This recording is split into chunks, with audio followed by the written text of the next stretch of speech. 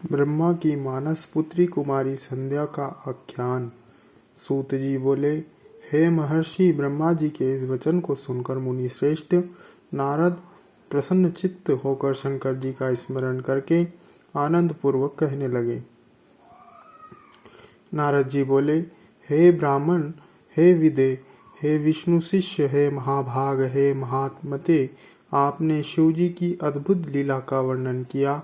जब कामदेव अपनी पत्नी को प्राप्त कर प्रसन्न होकर अपने घर चला गया तथा प्रजापति दक्ष भी अपने घर चले गए, सृष्टिकर्ता आप ब्रह्मा तथा आपके मानस पुत्र भी अपने अपने घर को चले गए,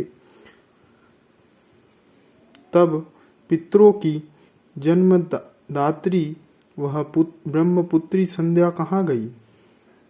उसने क्या किया और उसका विवाह किस पुरुष के साथ हुआ? इन सब बातों को और संध्या के चरित्र को विशेष रूप से कहिए।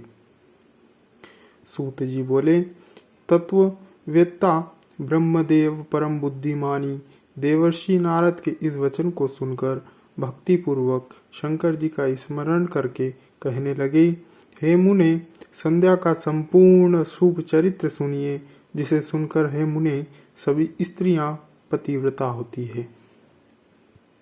वह संध्या जो पूर्व काल में मेरे मन से उत्पन्न हुई थी, वही तपस्या कर शरीर छोड़ने के बाद अरुधंती हुई।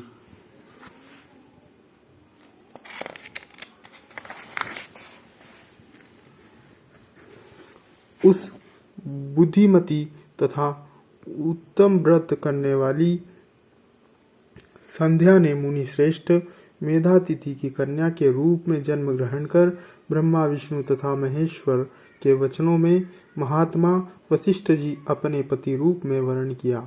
वह श्रेष्ठ पतिव्रता। नारद जी बोले, हे ब्राह्मण, उस संध्या में क्यों, कहाँ तथा किस उद्देश्य तप किया, किस प्रकार वह अपना शरीर त्याग करके मेधातिथि की कन्या हुई और उसने किस प्रकार ब्रह्मा विष्णु तथा शिव के द्वारा बताए गए उत्तम व्रत वाले महात्मा वशिष्ठ जी की अपना प्रति स्वीकार किया।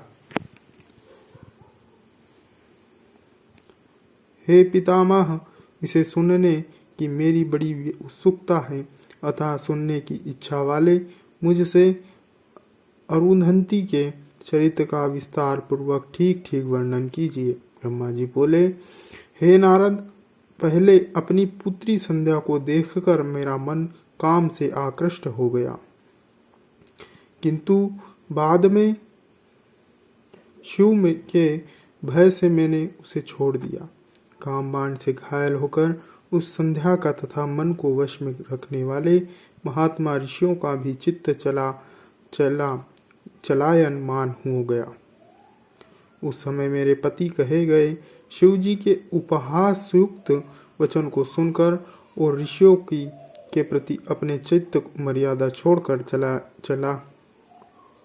चलायमान देखकर तथा बार बार मुनियों को मोहित करने वाले उस प्रकार के भाव को देखकर वह संध्या विवाह के लिए स्वयं अत्यंत दुखी हुई।